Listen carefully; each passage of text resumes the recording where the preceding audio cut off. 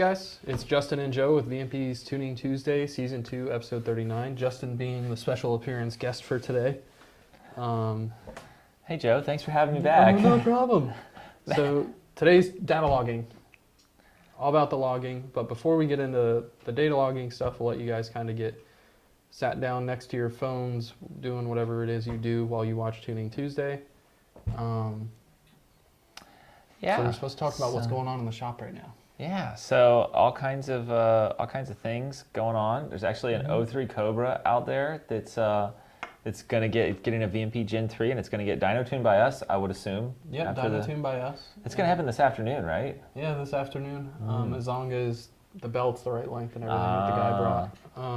And actually, I got another 03 Cobra that had a remote tune request that I sent over to you guys. Yep. So lots of... and then another one that was asking, I was talking to someone about it last night. Another one that possibly wants a cartoon. We had a lot of requests for the 9604 stuff, surprisingly. Yeah. We've also got a 15 to 17 car out there. We've got Gen 3, Stage 3. We've got Track Attack doing Track Attack stuff. And we've got a lot of cars out there, actually. Yeah, I've been doing some calibration work on my truck with a different torque converter in preparation for a Gen 3R swap now that it's getting cool out and I can start racing it again. Mm-hmm. What about your truck? I don't know. There's kind of like a short block. I built a short block for it, and there's a shop that I know that can put it in. There is. So, and it'd be nice to do it before it blows. Because yeah. It's not a matter if at this point, it's when. Hey, mine's doing just fine with 50,000 miles. Yeah, this is true. Yours is an oddball. It's gotta be. Yeah. You've done crazy stuff with that thing. I'm mostly worried about the transmission in mine and the drivetrain components and all that stuff. You've definitely had more bad luck with drivetrain components than I have. Yeah. I'm just, I say I'm just going to take it easy and just, not be a dumbass and stuff. So, but, with that, we're supposed to move on to the next one now. So we're trying to keep all this stuff on track for you guys. So if you guys have any questions today, try to keep them specific to data logging. I know that we got some pushback last week as to the new style format. It's not that we're not taking questions at all. It's just that we're trying to focus the topic so that we can answer as many relevant questions as possible instead of bouncing around all over the place. And if this is your first time watching Tuning Tuesday, it's all about tuning. Mm-hmm. Joe's a late model Ford tuner. I do quite a bit of Ford tuning as well. Matt, who's normally here, does Chevy, Dodge, standalones, etc. Really the only thing that we don't do is mess with jets. Mm-hmm. So, engines are engines, whatever you're tuning them, whether it be a factory ECU or a standalone. So make sure, if you want to learn more about tuning, if you want to ask questions, if you want to see these guys every week, make sure you like, subscribe, and share. That's my plug for that. So just keep in mind, this isn't a how to tune. This is a kind of like a how tuning's relevant and how you need to make sure you're doing the stuff you need to do. Yeah, and for what it's worth, VMP offers remote custom tuning services all over the world. We also have several in-house dynos that we use to do dyno tuning from day to day that Joe was talking about. Some of the stuff is going to go on the dyno this afternoon. Mm-hmm. So feel free to browse our website, purchase a tune, ask some questions, and then purchase a tune, and we'll make your stuff go fast and make lots of horsepower. All of it. And not blow up. That is dependent on a lot of things, but our goal is not to blow stuff up, but when people ask to do stupid stuff can happen. The stupid stuff waiver comes out. Exactly. So the first thing we should talk about here is how to set up the device for data logging. The HP Tuners Engage, I should probably start with that one because it's the most complicated. Yeah, it's easy in a way and complicated in a way. It's very easy to load and flash tunes on the Engage. It's almost equally as easy on the SET, but the way that you have to set up the data logging on HP to get the data we actually need is a little bit trickier in a way. Data we need, keyword. Yes. I need more than 2 parameters to tell you what's going on. I can tell you where RPMs and throttle. I won't get into that. HP Tuners Engage data logging.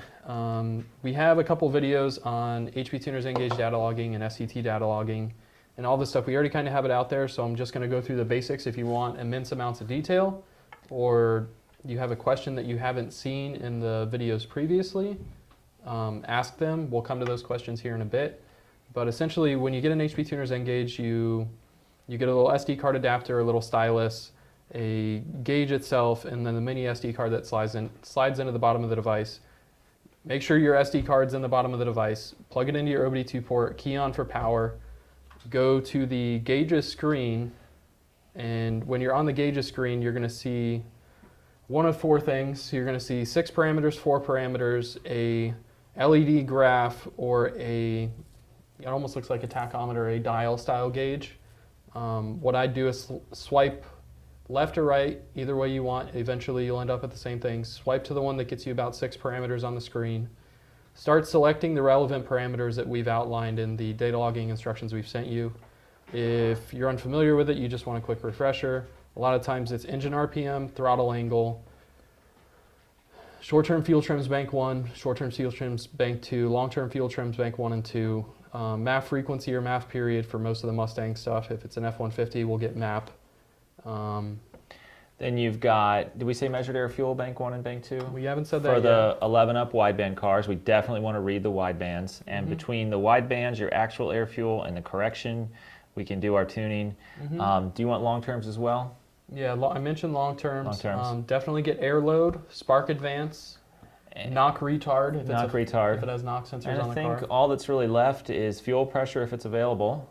If it's available, and VCT. So if you have a 5-liter or an EcoBoost or anything like that that has variable cam timing, we want to see VCT intake position, bank 1, and VCT exhaust position, bank 1.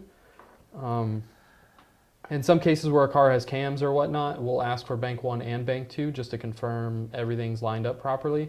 But for most of the tuning we do, we only really need to see bank 1 intake and exhaust cams. Tuning tip. Torque source. Get torque source. But here's why we want to see variable cam timing. First of all, if it's not doing what it needs to do, that's a problem because you're not going to make maximum power at wide open throttle. Second of all, when it's not working right, the engine behaves much, much differently. The amount of timing that a Coyote can tolerate is drastically dependent on where the camshafts are, especially on Gen 1 Coyotes. Especially on gasoline. Yeah. E85 kind of has like unlimited octane. We're basically going to be able to run MBT. Pump gasoline, not so much. Yeah. One of the things we didn't mention either is temperatures.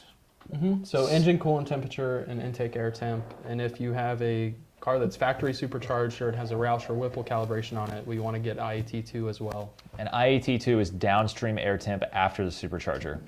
You know, one of the things that I want to mention too is that these air temperatures and stuff like that, coolant temperatures, if it doesn't look like a real value, we most likely don't know any better than you. If it's 1949.5 and it's normally something that's supposed to be in a value range of -40 to 280, something's wrong with that parameter. You know, your engine normally runs around 200 degrees. Your air temps usually run a little over 100. You know, my downstream air temp is 180. Do you think there's something wrong? Well, you know, if you're driving and it's 180, well, your intercooler pump isn't working. And that's really why we have to get these data logs, is not so much fine-tuning our calibration, finding out what's wrong with the car so it can be tuned properly. Exactly. That's kind of the gist of setting up an N-gauge. You go through, you star all the parameters that you need. Another key thing to making sure you can actually get all the parameters that you need in the first place is to make sure that on all those screens you can swipe through on the gauges screen, that no parameter is selected that isn't something that's in our list. For example, if it says ZT2 Lambda and you don't have a ZT2 box hooked up, don't have it display that parameter on the screen, because any parameter that's displayed on the screen through the 4 screens you can swipe through is a parameter that's actually logged and takes up space in the data log. So if we have 22 parameters we want to log, and 3 of those parameters that you have aren't parameters that we want logged, they may keep you from being able to get all 22 parameters that we want to see logged. You know, usually the limit with most of this stuff is around 40 or 50, but we never want to be that high because it slows down the data rate and the resolution. Because I remember getting these data logs with SCT Live Link in the early days where people would just select everything. No, please, just check against the list. Yep. And we have a lot of ways we mitigate for that by sending you config files and things of that nature, but it's not always possible. So the end-all be-all is the list of stuff we need to properly tune your car, which we send to you. Exactly. We should probably go over SCT now. Yeah. So with the, kind of like what he was referring to there, if you have an SCT-based device and we need to see data logs from your setup, or we request data logs, or you think you just want to data log it for fun when you go to the track, then what you need to do is either ask us for a configuration file, or if we have one for your specific setup. If we do have one, we'll send it to you via email. It'll be a .cf4 file. When you hook your SCT device up to your laptop or desktop to transfer that file, you'll open up the SCT Live Link Gen 2 software, and it'll bring up a main menu that's like, it gives you a list of things that it's asking you to do. Kind of disregard that list if you're just loading a configuration file. Go straight to communication or COM in the top left corner. Click communicate with vehicle. If all you're getting is question marks in the communication screen and it's not communicating, call SCT and have them fix the device drivers. Chances are they didn't install properly, and that's what that issue is most commonly. If it is communicating with your PCM, after you go to the COM screen, go to vehicle info, and then tap in the middle of the screen, load config. Once you get to load config, you go to wherever you save the configuration file. It'll be a .cf4 file, like I said. You click that, load it, and from there you can either data log on the device using it as a pass-through hooked up to the OBD2 port, or you can export the configuration file to the SCT device. And in order to use that configuration file, you go to your car if you're not already in it, turn the key on, plug the device into the OBD2 port, go to the gauges data logging screen, and then on the setup or configuration, you're going to scroll down to the VMP config that you were sent. You click that, and then from that point on, anytime you hit the record button in the center when you're on the gauges data logging screen, it's going to use that VMP config to log it. If you can, only log one file at a time on there before transferring it back to the computer. That's kind of the gist. Like I said, we have a few different videos. I don't know if you want to drop the video link for the SCT in right here where this is happening, Chris. We're going to wait while Mike makes a dyno poll. You know, I'll tell you, Joe, one of the first things I do when I start tuning a car on the dyno is I set up my config file, and if I didn't open one, I save the one that I just made, because there's a good chance of LiveLink crashing or wanting to open another instance of LiveLink. Sometimes when I'm tuning a car, especially for research and development, I'll have 3 or 4 instances of LiveLink open comparing my previous run and the resultant changes in horsepower. So, but yes, always save the configs you build, saves you a lot of time. Push under the device for on-device data logging. That actually knocks out one of our questions here, is on-device data logging. Oh, okay. So you don't have to carry a laptop around. Are we supposed to hit questions now? Is that what it's asking us? We can kind of do questions throughout the process, I believe. Okay.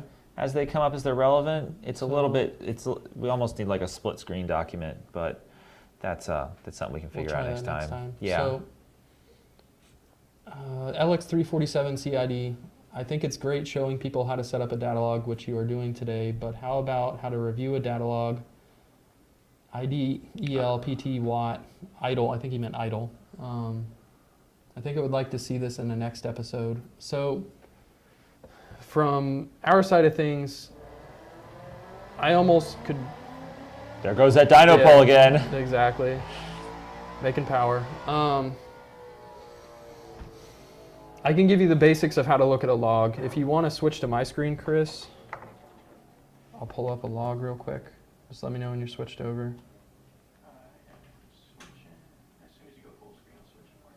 Okay, full screen now. So this is a data log taken with an Engage. This is on a completely stock 2018 at the track. So when you first open LiveLink, it's going to be a whole bunch of squiggly lines. You're not going to know what to do with it. It's going to confuse you. So the first thing I do is I select RPM. I go down here, I hit deselect all, and then I maximize the x-axis so that I can see the entirety of the run. This may just all look like scribbles on the screen, but there's actually a lot of good data that tells us a heck of a lot about what your car's doing, because as Joe said, this is a track data log. So this is Exactly. like gold, because the track is all about power over time and all the right things happening at the right time. And when you're saving logs, this is just a quick side note. Notice how I save this up here at the top? So anytime I go into my computer and I'm wondering what log is which, instead of it saying Datalog 001, Datalog 002, Datalog 003, etc., I can actually see what was going on in this log. So if I ever need to compare data from one day to another, I know what happened in this one. So for this one, we're going to review a quarter mile log. So we have speed, I just graphed here. It's a blue line. You can see here on the y-axis, that's 0 miles an hour. And then here on the top of this axis is 125. So anywhere I'm 0, I'm obviously parked. Anywhere where I'm up around 125, 115, that's where I made my quarter mile pass. So I'm going to zoom in by clicking the right click button, holding it, dragging over, and now I'm zoomed in. So look at all those shifts, Joe. I know, right? It's almost like it's a 10-speed car or something. You can see here, let me graph app D if I have it in here. There's app D. So you can see where I floored the car and how I kept it floored the whole time. A lot of times I get logs back from people that are like, oh, my car's slow. And I look at Excel pedal position D, and I'm like, yo, you were lifting halfway through the run. You'd be surprised when somebody puts a new car together, 700, 800 wheel horsepower, and they floor it. It's almost like the car pulls so hard that they don't realize they're lifting. Yeah. If you have, a lot of times if we tell people, yo, you're lifting, and they're like, no, I'm not, and then they realize the pedal goes down another quarter inch because their floor mat's stuck or something, all of a sudden the car picks up a bunch of power. But essentially what I just did here, so I'll zoom back out just so you can see, this is where I was wide open throttle. You right click, hold the right click, drag over, zoom in. So this is the entire time that the accelerator pedal position was held at watt. And you can see speed in the blue line, and the darker orange line here, that's RPM. So like I said, this is a completely stock tune file on a 2018. And you can see here the shifts, 7250, 7300, 7350, 7200, 7250, 7300, 7400. Show them something cool like spark.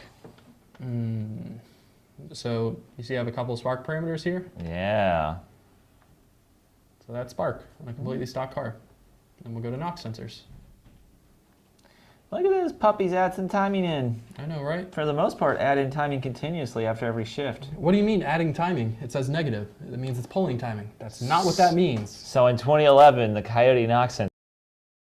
If you're showing a negative value in SCT or HP for NOx, that's kind of the gist of looking at a log. If you want to get into the minutia of it to tell, let's say you're out at a track event and your car is breaking up, you don't know what to do, your tuner's in Key West sunbathing, and you're at the track and you're scared and you're ready to call your tuner and send him $500 to look at a log because he's sunbathing.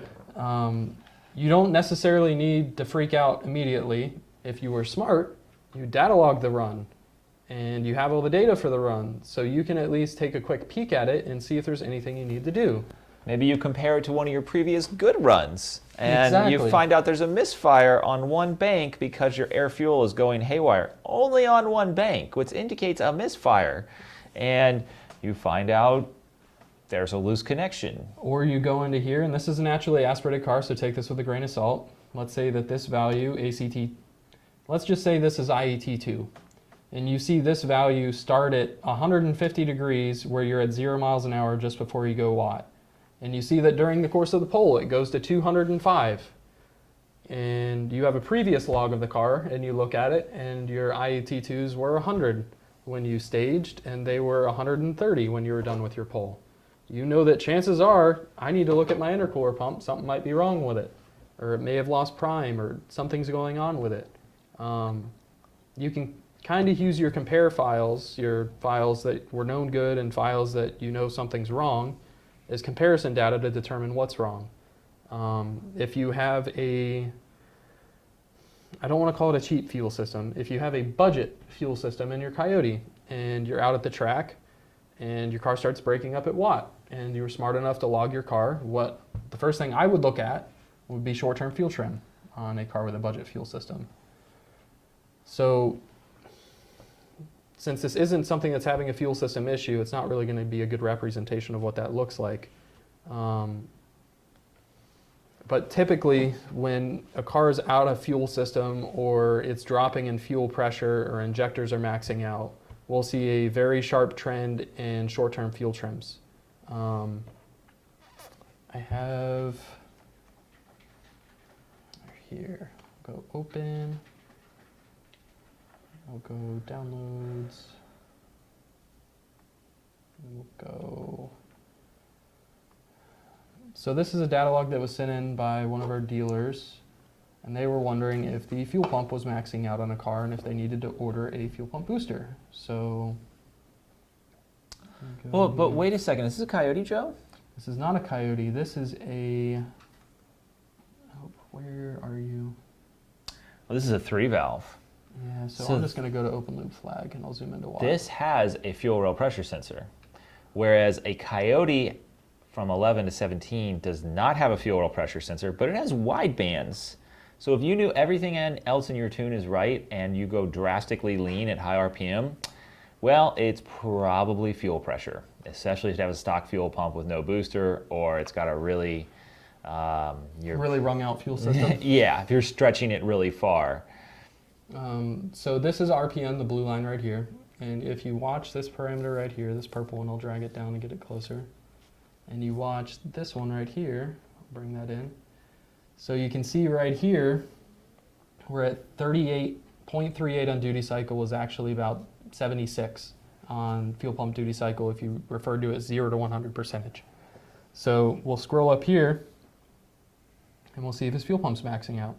So if a fuel pump's maxing out on a 3-valve, or a GT500 or a New Edge GT, basically returnless fuel system cars, 99 to 2014. If the fuel pump's maxing out, it's going to 0.5. So let's look and see if anything goes to 0.5. And there it goes. Look, there's 0.5. All right, so you're only at 4,700 RPM, Joe. Yep, we're only at 4,700 RPM, and most 3-valves will rev 6,500 on most setups. You can rev them higher, you can rev them lower, but as you rev the car higher under load, the engine's going to consume more fuel, especially if the car is going into cap protection. So we can see here that based on this little short-term fuel trim, which an open loop and a 3-valve indicates desired lambda at watt minus any adders, subtractors. So we'll go back here to the 0.5. So it's commanding 80 lambda, he's watt, it's at 4,600 RPMs, and the fuel pump's just now starting to max out. So what happens when a fuel pump maxes out, and why do I need a booster? So let's graph the fuel world pressure. comes to an end. It just stops right there. So up here, it's making 60 psi of fuel pressure right as the fuel pump starts maxing out. And then as the fuel pump's maxed out, it starts going down. Oh, because demand is going up and flow is fixed, therefore pressure starts going down. Goes down. So basically think of it as you're consuming more than you're putting in, so you're going to start dropping in pressure. And that pump actually performs better at lower pressure. It can move more volume, the nature of a centrifugal pump. So that's kind of how that works. But as the engine RPM goes up, there's less time for the injector to inject its shot of fuel. So it needs all the pressure behind it that it can have to fuel the engine properly. And that's where you run lean. Exactly. So we have cause and effect. In this log, or in this portion of the log, you can see he revved it to around 5,300 RPM. And at 5,300, he's seeing 55 PSI. All right, well, that's not a big deal. It's 55 PSI. It's still going to be okay, but the setup would benefit from a fuel pump booster because the engine's obviously desiring, or the ECU is desiring more fuel pressure than 55. So let's go to an area in this log because I know he revved it higher in another part. Let's see what it does when he revs it higher. Where does fuel pressure go? Ooh. This line looks a lot sharper, doesn't it? It tanks like a mofo. So this is only 300 more RPM, and he's down another 5 PSI. So we can extrapolate, if target lambda stayed the same and we went up to 6,500, it'd probably be at 30, 35 PSI at watt. Not a good thing. No. And whenever you run a fuel system on the edge, there is differences in conditions, degradation of the fuel pump, filters clogging, stuff like that. Like a maxed out fuel system never gets any better. It only gets worse. And that's why if something's on the edge fuel-wise, we just always recommend upgrading, because it may be hanging on right now by a thread. Is it going to be? No. From having tuned GT500s when they were brand new to tuning ones with 50 to 100,000 miles on them now, the fuel systems just aren't as good as they used to be. Exactly. And for the sake of clarifying all the backseat drivers out there, this car isn't tuned. This is a Datalog from a stock Roush car. They were wondering if they needed to add a booster before they buy a tune. So I had them send me logs on the stock tune so I can give them an accurate estimate as to whether or not they're going to need a booster. I told them they need a booster. They're going to be buying a tune now and buying a booster. Yeah, 10+ year old car. I just want to sum up the Datalog stuff, and then we should probably do a couple questions. Yeah. You know, whenever you're reviewing Datalogs, we were kind of talking about temperatures being in range and just seeing one thing and then another thing happening because of that. You've got to look at them, apply some reality checks. Is this value even in range? Could this even be possible? Okay, yes, if it is, then it's accurate. What else is that affecting? Or what is happening which is causing this value to be low or high? And we're used to looking at them and spotting trends very, very quickly, and that's what really reading data logs is all about. Now, you don't have to do that yourself. As long as you can collect the data logs properly and send them to us, that's our job. But if you want to be kind of a power user, be able to troubleshoot stuff at the track, that's where the value comes in. So, moral of the story, Datalog your car when you go to the track, even if it's not running badly, because it's still good to have the data of what the car does when it's running good. I mean, it'll tell you And if you run... It'll tell us if we can optimize it to get more power out of it. And if you run your best time, now you know what your car's doing when it runs its best time. Yeah, and you can recreate that. Let me switch back to questions. Yep. I don't know if you want to switch back to us, Chris, or if you already have. Okay. So Tim Obis asked, why does SCT LiveLink choose to only work on certain computers? I honestly don't really know. Sometimes it does that to me occasionally on certain cars. It gets really slow. Yeah, and LiveLink, if you're referring to the Mac versus PC thing, you can run a parallel on a Mac to run LiveLink. And if you just are having problems with SCT LiveLink running on a PC, you really need to call SCT. It's their product. They can fix whatever device driver issues or anything is involved. And then you also want to make sure that the cables you're using to connect the device to the computer are actually capable of transmitting data and not only power. That's a good one. You can have a USB that you use to charge your phone that's only capable of transmitting power, not data. So when you plug it into the SCT device, it causes communication issues between the computer and the SCT device. Keon is asking, what's the best product for tuning a 950 horsepower pro-charged F1A C7 Corvette, HP Tuners or SCT? That is going to be a no-brainer. HP Tuners has pretty much got the Chevy game on lock. The Chevy thing. But I don't know if the HP N-Gauge is capable of supporting that ECU. If you're going to tune it yourself, you're going to have a VCM. No VCM matter package. What. Yeah, so I'd pick up an MPV i2. We sell those and we sell the credits. If you're wanting to tune your own car, you can get everything you need to tune your own car from us. We sell wideband setups. We sell the HP Tuners packages. We sell the credits. Everything you need. Kind of a one-stop shop for tuning your car. So this is a good question. Nasty Stang 87 asks, how does data logging work if you have a complex build like heads, cams, different cold air, but a stock tune? For instance, I'd feel like you damage something if you put it to the wood to gather data with a stock tune. So in a perfect world, you wouldn't do that. Well, and that's why Joe's head is kind of like, no, don't do that. So you tell us your combination. We're going to build you a tune that's extremely close, and then we're going to have you data log.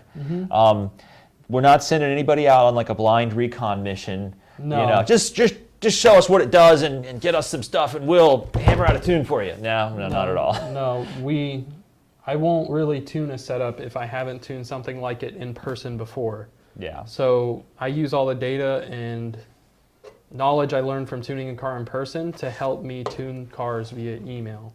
I'm not going to tune your car blind. If we're asking you to gather a data log, it's because I've already done probably 50 to 100 of those, and I just need to confirm that your setup has nothing wrong with it and that your setup is acting like those other 50 to 100 cars acted. Yeah, and make a couple little tiny changes for max horsepower, and we're all good. Yeah. And that's really how we can tune cars that we've not seen that specific car before, but we know the recipe and we know what the cake's going to look like when it's all done. So we'll get in there and we'll bake that right up. Yeah. It sounds like... So we have a couple up here. Yeah, we do. Is it easy to datalog my Mustang with an AEM meth kit? And that's Mohammed Abunel or Abunil. He's got an SCTX4. So it should be easy to datalog your car even if it has an AEM meth kit, as long as it's a EEC5, EEC6, Copperhead, or Tri-Core Mustang.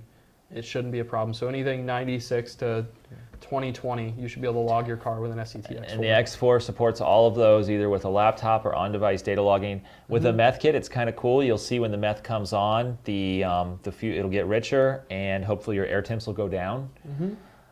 So Rob Campbell asks, any way to fix the time and date stamps on an N-Gauge?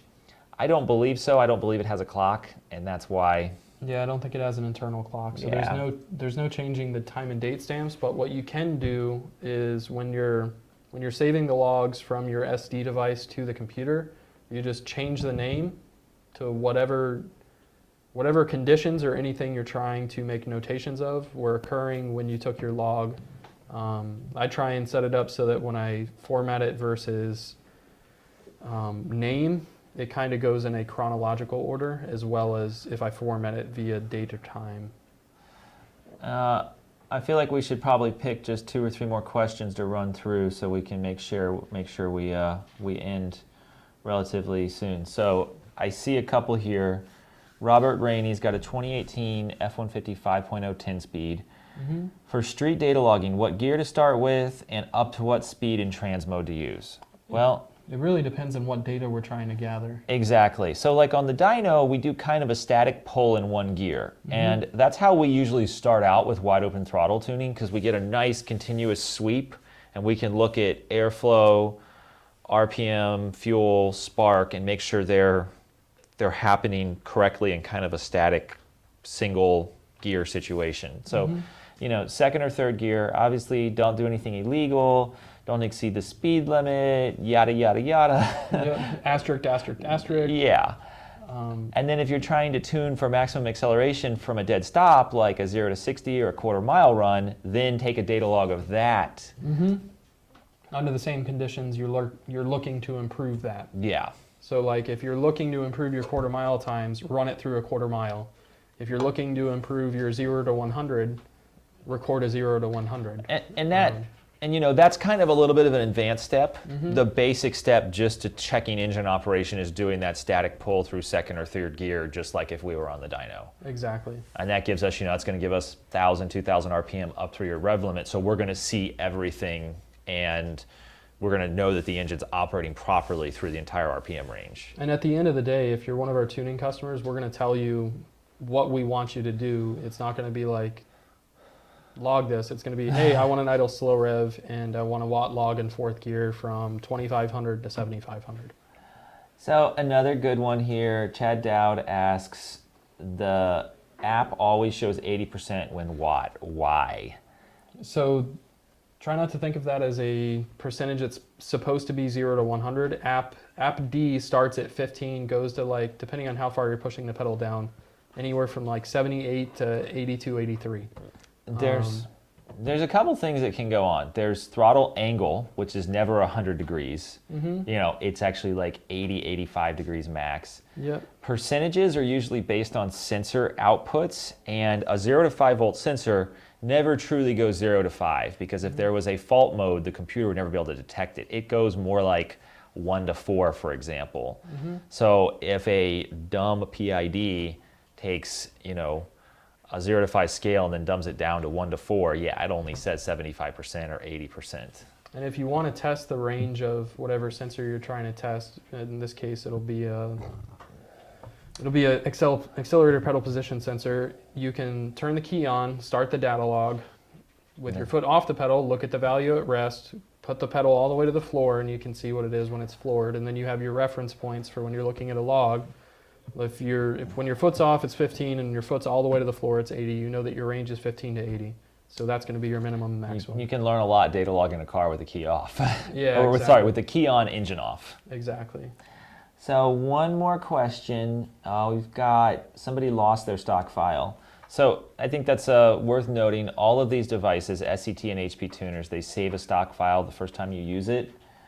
Looks like he had a crash of the device, and he lost the stock file. Mm-hmm. The SCT or eMotion, they can send you a stock file to put on the device and kind of fix that. So that's not a big deal. It's also worth noting when you do a true return to stock, in the case of SCT, it unlocks that device so it can be used on another vehicle. Mm-hmm. And then LX347 CID, so short and long-term fuel trims are important during watt to review, closed loop. So short-term and long-term fuel trims are important only for certain vehicles at wide open throttle. So like we'll call it something that's non-wideband, non-closed loop at watt, something that goes open loop at watt. Short-term, there's no short-term fuel trim at watt. It can, in some cases, it applies a long-term correction that can apply to watt on some vehicles, not all vehicles. If your long-term fuel trim's 1.0 and your short-term fuel trim's relatively static at 0.8, 0.85, 0.78, 0.70, 0.75, all of that, that's just telling you what it's commanding for fuel. Yeah, short-term at watt on a non-wideband car shows you your commanded lambda at watt. And it does let you know that you are going into power enrichment at watt, because that is an issue. Yep, and then short and long-term fuel trims, if it's closed loop at watt, like a Coyote newer GT500, 1819 GT, 1819 F-150, then looking at fuel trims at watt is important for the tuner to do. Once you're done tuning, it's not really something you should have to worry about unless you have issues with fuel system or you notice the car isn't running the way it used to.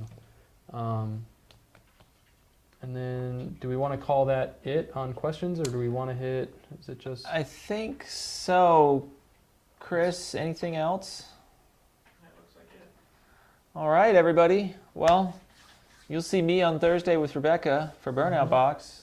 You'll see Joe next week. He might get a haircut. Maybe a haircut. I'm thinking about going all out afro on people. You should try some crunchy gel like me, bro. Crunchy gel. I don't think that'll work. I won't say it. It'll look bad.